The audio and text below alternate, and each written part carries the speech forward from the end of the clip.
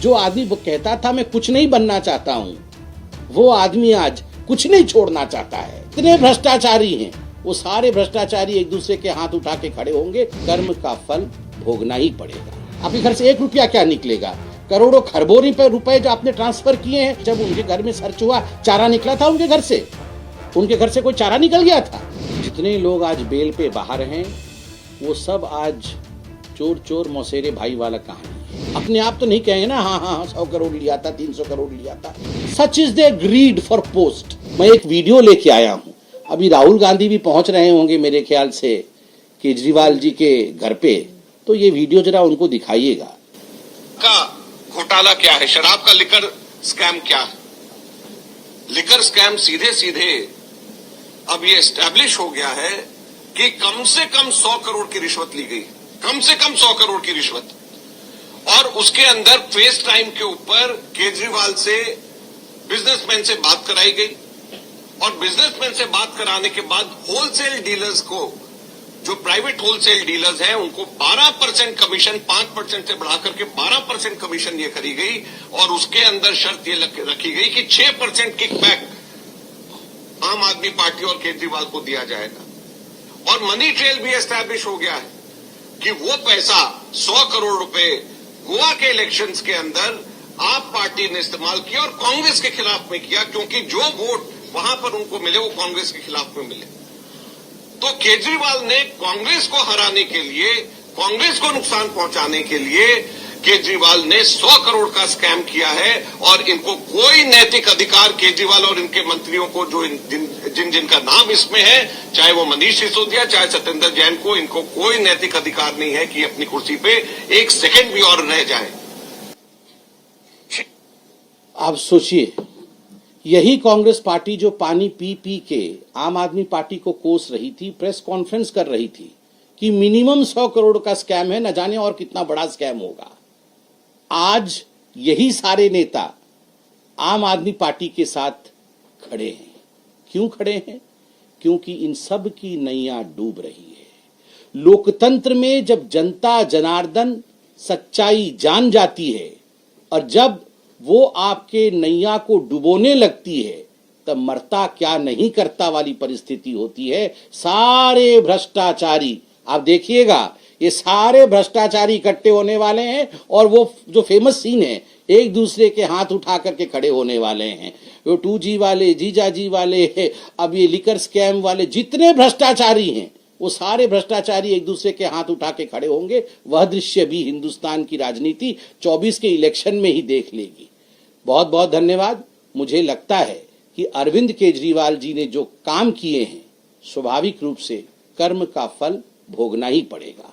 नहीं, आप मुझे बताइए, मैंने आपको supreme court, Delhi high court, Rouse Avenue court, CBI court, इन चारों कोर्टों के जजेस और जस्टिसेस के बयान आपको बकाया यहां सुनवाया मैंने, और हर किसी ने अलाइनमेंट में एक ही विषय कहा है कि ये बहुत बड़ा घोटाला है और तथ्यों को प्रथम दृष्टया देखने के पश्चात इसमें कोई शक नहीं है कि ये इतना बड़ा है कि इसमें बेल नहीं दिया जा सकता है। सुप्रीम कोर्ट ने तो टेंटेटिव मनी ट्रेल 338 करोड़ का एस्टैब्लिश ही कर दिया। आप बाकी जांच एजेंसियों को भूल जाइए, आप भारतीय जनता पार्टी क्या कह रही है उसे भी भूल जाइए, मगर सुप्रीम कोर्ट ने मनी ट्रेल एस्टैब्लिश करके आपके सामने स्टेटमेंट रखा है। दिल्ली हाई कोर्ट ने इसे सीरियस एलिगेशन बताया है, दिल्ली हाई कोर्ट ने प्रोटेक्शन देने से मना कर दिया है। सीबीआई कोर्ट और राउज एवेन्यू कोर्ट ने बड़े स्पष्ट शब्दों में कहा है कि यह कोई छोटा विषय नहीं है, बहुत बड़ा घोटाले की तरफ यह इंगित करता है। क्या यह देश कोर्ट पे विश्वास करेगा या अरविंद केजरीवाल ही कोर्ट है? क्या तो आप कर दीजिए, सुप्रीम कोर्ट के ऊपर एक कोर्ट है, सबसे बड़ा कोर्ट अरविंद केजरीवाल जी का होगा। और देखिए, घर से 1 रुपया नहीं निकला, ये घर से 1 रुपया नहीं निकला क्या होता है? लालू प्रसाद यादव चारा घोटाले में संलिप्त थे। आप मुझे बताइए, जब उनके घर में सर्च हुआ, चारा निकला था उनके घर से? उनके घर से कोई चारा निकल गया था? अरे कागजात ही निकलते हैं कि पैसा कहां कहां ठिकाने लगाए। और आजकल मोबाइल फोन होता है, वो जब्त होते हैं तो पता चल जाता है कि आपने किस किस को कॉल किए थे, किस किस प्रकार से पैसे कहां कहां भेजे गए थे हवाला के माध्यम से।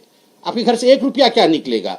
करोड़ों खरबों रुपए जो आपने ट्रांसफर किए हैं, उसका मनी ट्रेल तो उसे ही कहते हैं जिसको खुद सुप्रीम कोर्ट बोल रही है। देखिए, ये जो सारे बेल बॉन्ड वाले हैं, जितने लोग आज बेल पे बाहर हैं, वो सब आज चोर चोर मौसेरे भाई वाला कहानी है।